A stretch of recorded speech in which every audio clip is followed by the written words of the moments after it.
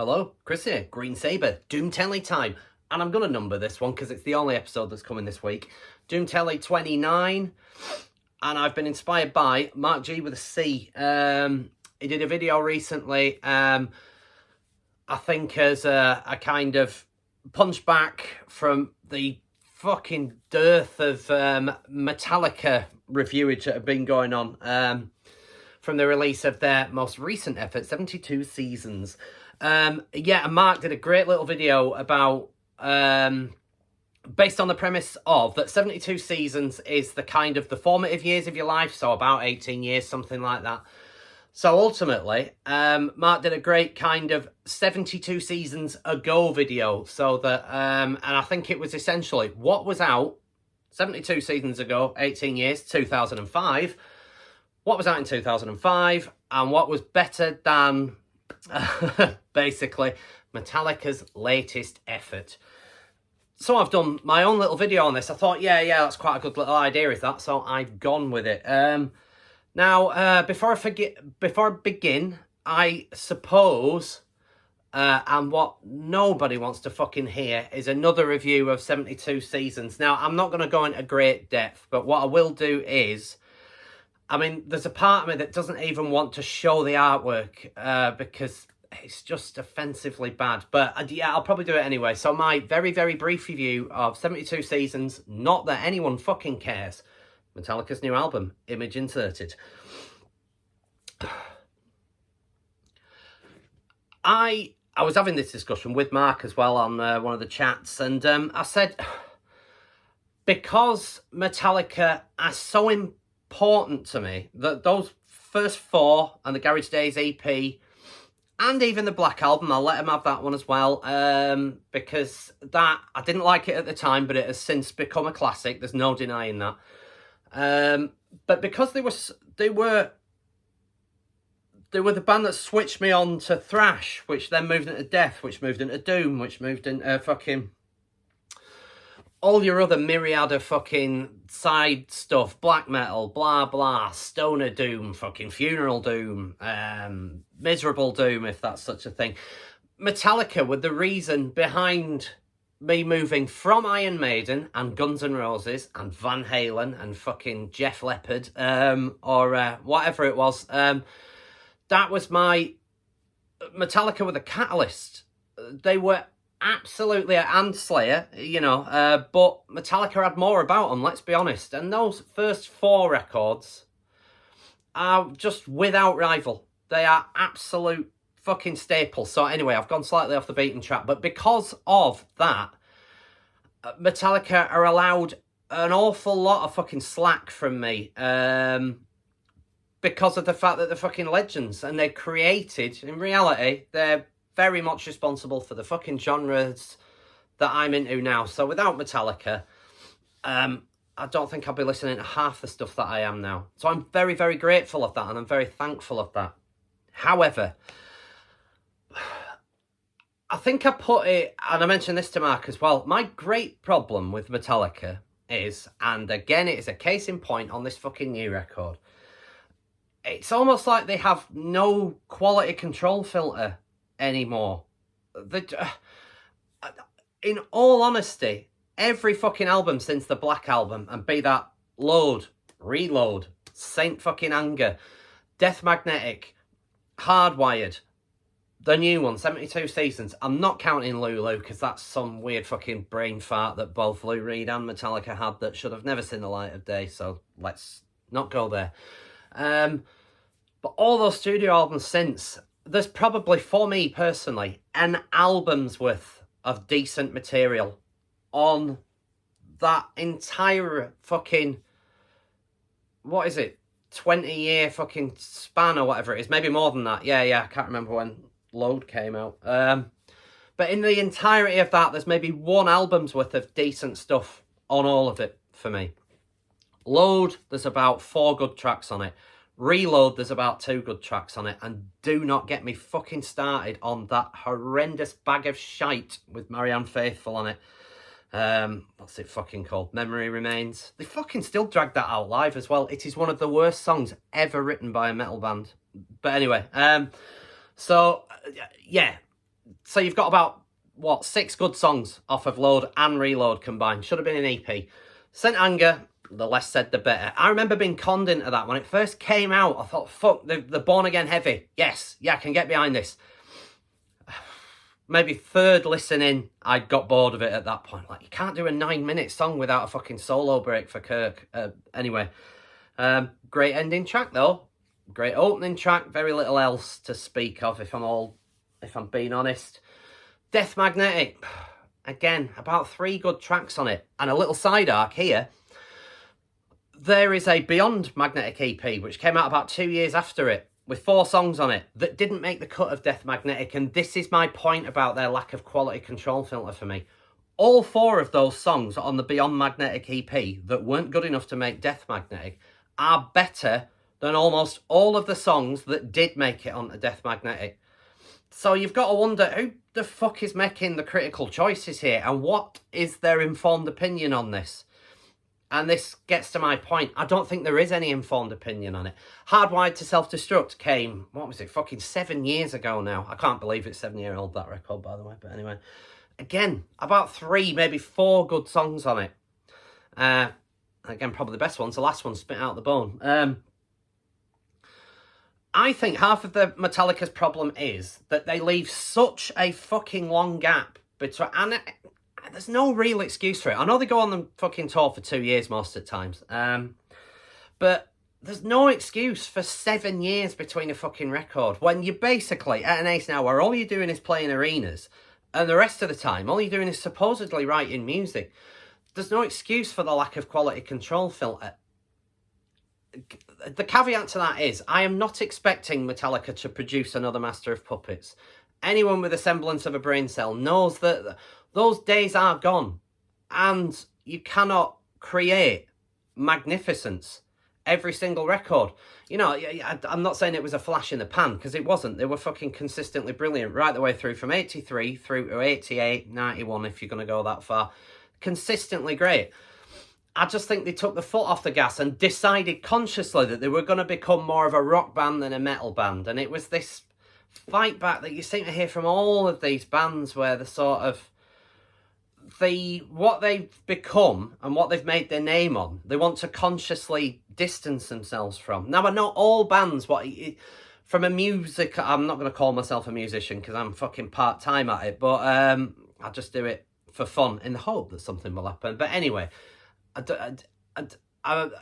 for anyone that writes songs, that writes music, you never really want to just keep fucking hammering out the same shit album after album after album. I understand artistic needs to keep it fresh and keep it changed, but that's where that's bollocks for me from Metallica, because they didn't keep it fresh or keep it changed. They just sat into that mediocre mid-tempo filler on most of the albums, and on 72 Seasons, this is what we get again now for me.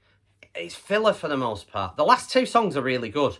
Luxie Turner, I'm not a fan of. It just sounds like a fucking tribute act doing a Kill 'Em All style song for me.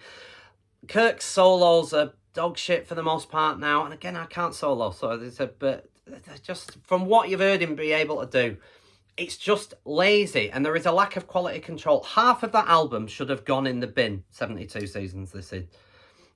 An hour and 20 minutes nearly of what is an hour of shite, quite honestly, in amongst most of that. Shite's probably a strong word, but it's just not very good. And I just wish that someone would... There's no excuse for them not to try a bit harder. They've got to try a bit harder.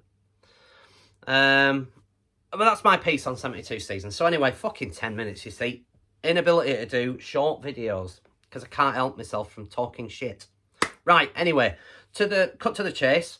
72 Seasons ago. What was out in 2005? Now, I've seen that Mark's video is really good. Somebody else did a video, and I can't remember who it fucking was now. But anyway, was it Cloudy Milder? Somebody's done a video anyway. They were both really good. But 2005. So I've picked out some. There's probably some that I've forgotten, so please forgive me. But albums that were around at the time that I really, really liked. Now, I'm going to start with the CDs that are in the collection. And the first one is one that I'm sure I have on CD, but I can't fucking find Down Below. Meshuggah's Catch 33. fantastic album. One of their best for me, and when they clearly moved into that mathematical, methodical, machine-like fucking attack that we all know and love from Meshuggah if you're into that kind of thing. I'm not a fan of the gent at all. I think most of it's fucking garbage, and most of it just sounds like a really bad imitation of Meshuggah, who are the absolute fucking masters at it. So they're really the only band that I listen to of that ilk, if I'm being brutally honest. But great, and a great album. So sorry just for the image, I can't find the fucking CD. What else was around at that time was one of my favourite artists of all time, Mr. Mike Patton of Faith No More. And he was in the middle of, I was trying to work out, was there a Tomahawk album out at this point? Was it? No, Faith No More weren't doing anything, of course, at this point yet. One of his side projects was, and it was Fantomas. Now, I can't remember if the General Patton and the Executioners sort of hip-hop metal crossover that he did with the Executioners was out at this time, but I didn't manage to find that CD anyway to confirm it. But what was out at this time was Fantomas' fourth record even, sorry. This one, Suspended Animation. And this is the CD that is done like a calendar, which is quite a neat little, I quite like this actually, with the great artwork in it. Fantomas are not for everyone. They're a very much acquired taste. But I love it. It just sounds like a load of gibberish nonsense to most people. If you don't know about these, it's one of Mike Patton's side projects, Fantomas. Dave Lombardo on drums, Mike Patton vocals and synth and electronics and all that shit, of course. Buzz Osborne of the Melvins on guitar duties. Bass, can't quite remember. I think for the most part though, it was Trevor Dunn out of Mr. Bungle, and I'm pretty sure it's Trevor Dunn that's on this album as well. And yeah, I love it. It's almost like you're listening to a cartoon soundtrack. It's that mental, but there's some fucking gems on it, and there are 30. How many days does April have? There are 30 tracks in total. And each track is a date. The track 1, 1st of April, 2005. 2nd of April, so on and so forth. I love it. Their best album's the one director's cut, where they do movie soundtracks in metal style. Really, really good. But this is another. I liked Fantomas. I thought they were really, really good. This was actually the last thing that they did, thinking about it. 2005's Suspended Animation. The last thing. I would be surprised if we see anything else from them now, to be quite honest with you. But yeah, worthy mention. If you want something just absolutely fucking insane, give that a whirl. 2005, of course, was also the years of... I refuse to class this band as new metal, because they weren't new metal. There was more about them. The band I'm talking about is System of a Down. And I still think Toxicity is their best record, personally. But it was the year of Mesmerize and Hypnotize. That one's Mesmerize, isn't it? Yes, yeah. That one's Hypnotize. It's not a double album because they came out separately, but 2005 was the year of our last studio recordings, and probably last we'll ever get, from System of a Down. And I love that one. It's my second favourite System of a Down record, Mesmerize. Just behind Toxicity, that's still their best, personally. Hypnotize is the other one that came out later in the year, and it was supposed to be like a kind of yin and yang of the studio cuts and blah blah and all that. Personally though, for me, that's got all the good stuff on it. This just sounds like the filler that wasn't quite good enough to make it onto Mesmerize, personally. There's a couple of good tracks on here. Attack's not a bad way of opening. Kill Rock and Roll, Hypnotize, the title track, Holy Mountains, Soldier Side, Lonely Day. Some good ones on here. There's some fucking crackers on here, though. This is consistently great all the way through. This, not so much. It's mainly filler. But yeah, that was another great release from 2005. I still think this is better than 72 Seasons by Metallica, but it is not remotely close to being as good as Mesmerize is. So hats off, System of a Down.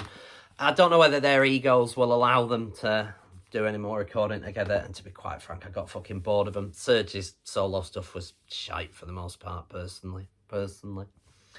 And yeah, they all started arguing with each other about politics. So I don't think we'll see anything again, and probably for the best. Leave on a high, lads. Okay, other 2005, and I've been in a great detail on this record recently on my previous video, the Yob Countdown, and it is Yob's 2005 album, The Unreal Never Lived. I go into great depths about how fucking marvellous this album is on that Yob video, so please watch it again. Not had as many clicks, but I think that's probably because I released 2 videos in a week, and that one came out very late in the day, so missed the algorithms and all that fucking shite, but give it a watch. This is fucking magnificent. Yob really firing on all cylinders, absolutely crushing opening track in Quantum Mystic. Grasping Air is another one that I love off of here.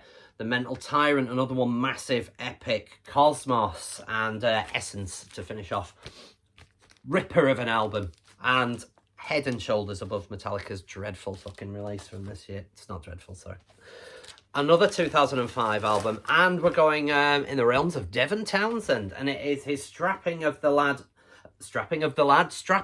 lad masterpiece that is Alien. You've got all the fucking gems on here. Imperial, what a way to open. Skeksis, Shitstorm, Love, most famous track off of here. We Ride, Shine. What else is the other one? Oh, it's got fucking Info Dump on here, which is an absolute waste of everyone's fucking time as the final track. But some monsters on it. Gene Hoglan, of course, on drums. I can't remember the name of the bassist or guitarist, so apologies, guys. But, yeah, an absolute fucking masterpiece. You had City and Alien, the Strapping Young Lads' 2 finest hours for me. City came at 2003 or 2002, or whenever it was. But 2005's Alien, a worthy note. If you haven't heard Strapping Young Lad, where have you been? Give them a check.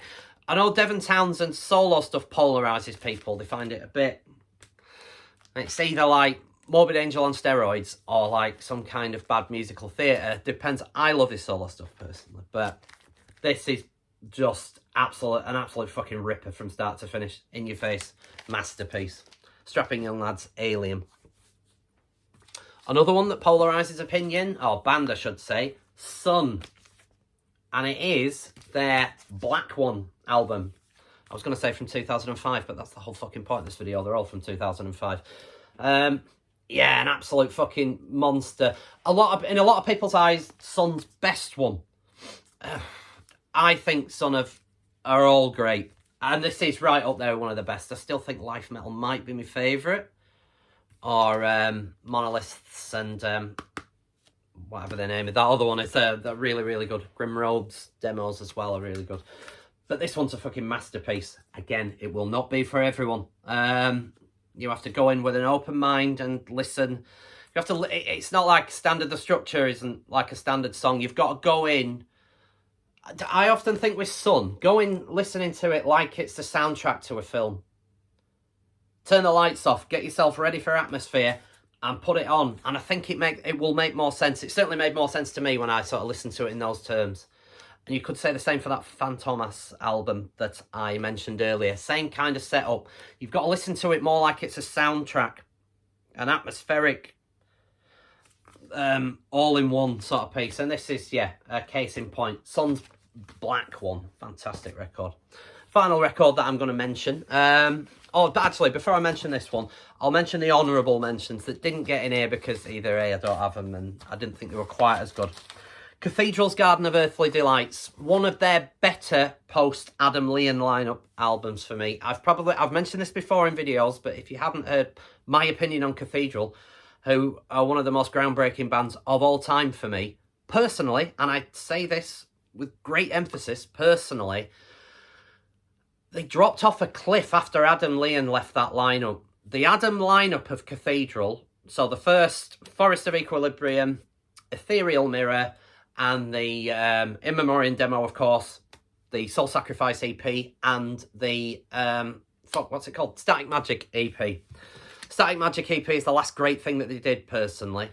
After that, and I even include Carnival Bizarre, it all just got very, very samey and kind of stuck in that I don't want to use the word daft, but stuck in that kind of the daft cathedral, you know, with the ooh, oh yeah, and groovy and all that sort of.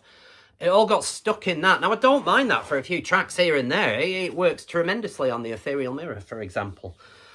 But whole albums of it, year after year after year, I got bored of it, I will be honest. But the Garden of Earthly Delights is one that was sort of a kind of welcome return to form. But they never recaptured those early years for me, personally.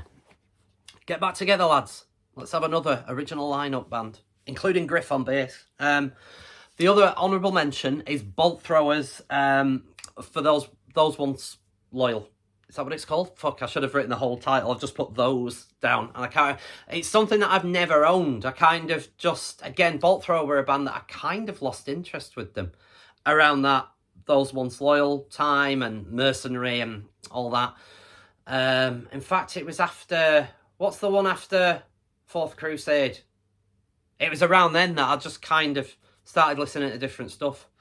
But having gone back over Bolt Thrower's back catalogue, I really like that album. I think it's one of their more modern, I say modern, fucking 18 years ago, isn't it? But one of their better moments from their later catalogue. So honourable mentions. The last one I'm going to mention, though, as a great album from 2005, is the fucking mighty Matt Pike's band High on Fire, Blessed Black Wings. For a lot of people, High on Fire's best record. Not for me. But very, very fucking close, I have to say. High on Fire are another band that haven't really done a bad record for me, personally. And I like how they've evolved. I really like their more modern records, too. Still going, of course, as well. But this is an absolute fucking beast of a record. Yeah. I won't go into too much detail, because I've already done 22 fucking minutes, nearly. So those are my choices from 72 seasons ago. Albums that were all comfortably better than Metallica's latest bland fucking offering. Again, going back to 72 seasons, there's 2 or 3 tracks that I really like on it. The last one in particular, although it's too long, cut out that 3-minute section of fucking nonsense in the middle of it, where it's just Lars doing a really boring drum fill build. Cut that out. You've got a really, really fucking good song there, lads. But, yeah, for me, personally, they're all better than Metallica's latest effort. And it pains me to, like, be nasty about Metallica, but I just feel that they've been that bad for so long now that they're in danger of really ruining the legacy. I just wish that they'd either get their shit together and turn that QC filter back on, and for half of most modern albums, throw it in the bin. It is not good enough. But that's just my 10 penneth on it. It's the same argument as, like, people that, like, got really upset with the Star Wars prequels and sequels, and you just have to let it go, essentially. They're never going to repeat the magnificence of the golden era, so, but that, for me, is why I wish they'd just stop, personally, Metallica. But anyway, so that was my video. Sorry, it's gone on for fucking ever again, but I hope you enjoyed it. Thanks to my couple of new subscribers that I've got in. I think we're at 114 now. And thank you, if you're watching, to all of you that have bought the second run of the CD. Yes, I knew I had something to mention band-related. Green Sabre, we've reprinted due to a bit of demand. I say a bit of demand. I said popular demand to make it sound more, give it more gravitas than it probably fucking deserved. But we'd sold out at CD a month or 2 back and had at least 5 or 6 people saying, oh, I'd have bought one if you still had some. So we figured, fuck it, let's just do another press. Now, the guy that I get it from in Leeds, Laserbeam Productions are called, or Duplication or whatever it is. Great company. Stu that runs them. Nice one, Stu. Always great product. And really well priced as well, I have to say, for what you get. Turns it around reasonably quickly too. But yeah, it's like a minimum of 50. So we've had to have another 50 done. I'm holding back 5 just in case, because you never know who might need them. Not that everyone's important, of course, but I've got to hold back 5 just in case I've got to pass one on to some fucking lazy company exec or something like that. That refuses to fucking pay for stuff. But anyway, yeah, so we've got a load more pressed. We sold 6 already as well, so thank you guys for purchasing the CD. Links are all down below if you think, oh, I'd like one of those as well. And you get a free sticker thrown in too. So, you know, if that seals the deal, then follow the link below. But enough. Thank you very much for watching, and I will see you next week. Not quite sure when it will be, of course, because it's Chuck's fucking coronation. So I'm not quite sure when I'll get out of that. I won't be celebrating that, of course, and I won't go into that here. But it's just safe to say that it can go fuck off. But it might hinder my video. But anyway, enough of that. Thank you very much for watching. Like and subscribe, and I'll see you next week. Until then, ta-da.